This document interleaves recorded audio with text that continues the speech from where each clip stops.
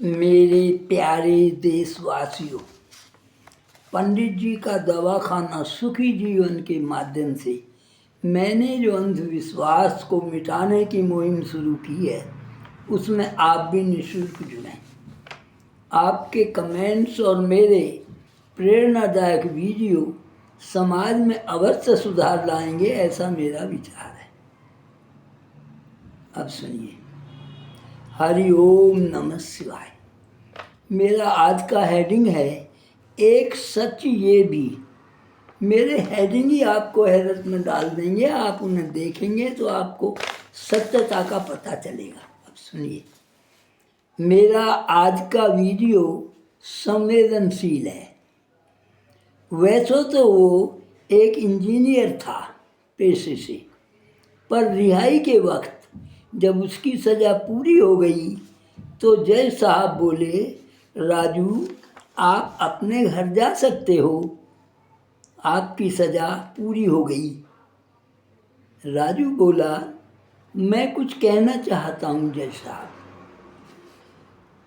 जज ने कहा, केबिन में आओ और बोलो क्या कहना चाहते हो। जज साहब, न मैं चोर था और न मैंने चोरी की थी।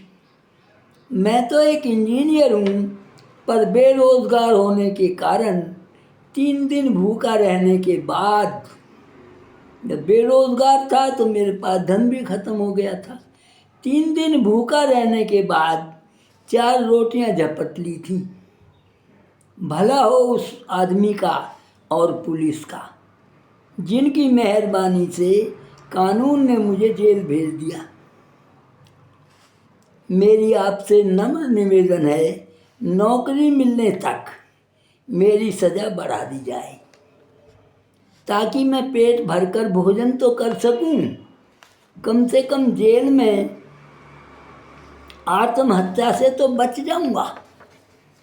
अच्छे विचार थे, वो गलत काम भी कर सकता था, लेकिन मजबूरी ने उसे क्या कर दिया और कहाँ पहुँचाया, मैंने ये बताने की कोशिश की है। जज बोला, ये नहीं हो सकता राजू, तुम्हें जाना ही होगा। समझो, ये रोजगार दफ्तर नहीं है जो नौकरी दिलाए, ये अदालत है। यहाँ नियम के साथ साथ सच्चाई और ईमानदारी से काम होता है।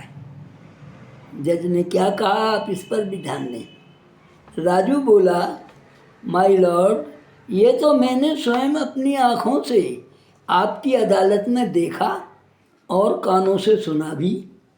क्या देखा और क्या सुना? पुलिस वाले और गवाह गीता और कुरान पर हाथ रखकर सच्चाई की शपथ लेकर कितना सच बोलते हैं, पर आपको न सुनाई देता है और न दिखाई। सत्यता को मैंने उजागर किया है। आप जब तक सत्य को नहीं समझेंगे सुखी नहीं रह सकते। सुखी और संपन्न रहने के लिए हमें सत्य को अपनाना ही होगा, आज नहीं तो कल।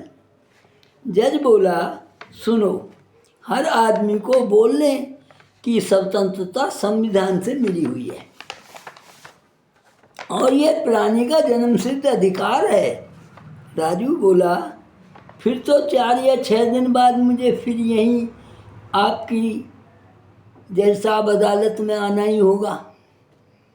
कारण ये है, नौकरी तो मिलेगी नहीं और मेरा भूखा पेट फिर कोई कांड जरूर करेगा। मैं कै दिन भूखा रह सकता हूँ, आप मेरी मजबूरी को भी समझिए। और आपके पास मुझे चोर बताकर फिर लाया जाएगा और जेल में बंद कर दिया जाएगा। फिर आप एक फैसला सुनाएंगे, राजू घर जाओ, मैं फिर घर चला जाऊँगा। पता नहीं कितने और लोग बिना कोई जुर्म किए या बेरोज़गार पेट की भूख मिटाने के चक्कर में सज़ा काट रहे हैं, ये राजू ने कहा। और पुलिस वाले पैसे लेकर झूठी गवाही गीता पर हाथ रखकर देने वाले, पुलिस वाले और झूठी गवाही गीता और कुरान पर हाथ रखकर देने वाले, दोनों को पता भी है कि झूठ बोल रहे हैं। पुलिस वाले अपनी प्रतिष्ठा बचाने के लिए और गवाह अपने पापी पेट की भूख मिटाने के लिए रिश्वत लेकर। नम आँखों से राजू बोला, सर आप तो जज हैं, सच झूठ का पता होते हुए भी सच का साथ नहीं दे सकते, क्योंकि आप तो कानून से बंधे हुए हैं, साक्ष्यों के आधार पर फैसला देते हैं और उसी का मेहनताना भी पाते हैं। और ठहरा मैं एक बेरोजगार इंजीनियर, जो पैसे लेकर गीता पर हाथ रखकर झूठी गवाही भी तो नहीं दे सकता, तो जेल जाने के सिवाय और कर भी क्या सकता हूँ। और ऐसा कहकर राजू उससे बाहर आ गया और घर चला आया। धन्यवाद, नमस्ते।